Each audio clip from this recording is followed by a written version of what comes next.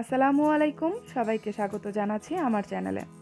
আবারও চলে আসলাম আপনাদের সামনে আরও একটি রেসিপি নিয়ে। আজকে আপনাদের বানিয়ে দেখাচ্ছি এগ ফ্রেঞ্চ ফ্রাই। নর্মালি আমরা যে ফ্রেঞ্চ ফ্রাই খাই ওইটা থেকে এই ফ্রেঞ্চ ফ্রাই বানানোর প্রসেসটা অনেকটাই আলাদা। সো গাইস, চলুন দেখে নেওয়া যাক কীভাবে এই এগ ফ্রেঞ্চ ফ্রাইটি বানিয়েছি। ফ্রেঞ্চ ফ্রাই বানানোর জন্য এখানে আমি 4টা আলু নিয়েছি। তো আলুগুলোকে প্রথমেই ছিলে নিব। তারপর আলুগুলোকে এভাবে কেটে নিচ্ছি।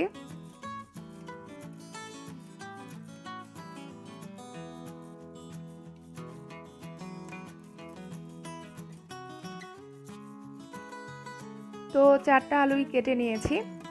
এখন আলুটাকে ধুয়ে নিয়ে ফুটন্ত গরম পানিতে দিয়ে 2 থেকে 3 মিনিট সেদ্ধ করে নিব। কোনোভাবেই কিন্তু আলুটাকে 3 মিনিটের বেশি সেদ্ধ করা যাবে না, তাহলে আলুটা বেশি নরম হয়ে যাবে। 3 মিনিট পর গরম পানি থেকে আলুটা ছেঁকে নিয়েছি, আর সেই সাথে ঠান্ডা পানি দিয়ে ধুয়েও নিয়েছি। ঠান্ডা পানি দিয়ে ধোয়ার কারণে আলুটা কিন্তু ওভারকুকড হবে না। এখন একটা প্লেটে টিস্যু বিছিয়ে নিয়েছি আর এর মধ্যে আলুর পিসগুলো দিয়ে দিচ্ছি। একটা টিস্যু দিয়ে আলুর মধ্যে থাকা এক্সট্রা পানিটা এভাবে মুছে নিচ্ছি।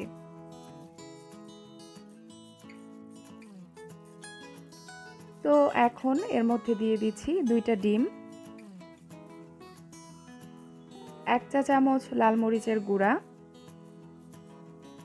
1/4 চা চামচ ধনিয়া গুঁড়া, 1/2 চা চামচ ভাজা জিরার গুঁড়া, 1/2 চা চামচ চাট মশলা, লবণ দিয়ে দিচ্ছি 1/2 চা চামচের একটু কম, আদা বাটা প্রায় 1/2 চা চামচ, চালের গুঁড়া দিয়ে দিচ্ছি 1/2 কাপ, আর ময়দা দিয়ে দিচ্ছি 2 টেবিল চামচ। এখন আলতোভাবে সব কিছু মেখে নিতে হবে।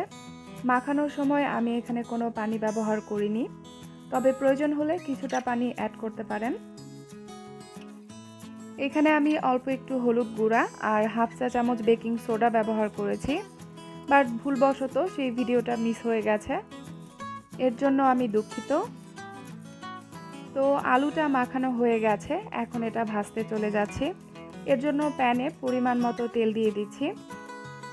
তেলটা গরম হয়ে গেলে এর মধ্যে আলুর পিসগুলো দিয়ে দিচ্ছি। এখন চুলার জালটা মিডিয়াম টু লো ফ্লেমে রেখে এগুলো ভেজে নিব 7 থেকে 8 মিনিট।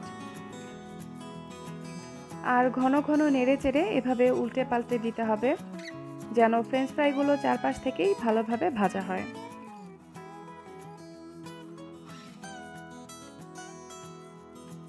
তো এই ফ্রেঞ্চ ফ্রাইগুলো হয়ে গেছে, এগুলো তুলে নিচ্ছি।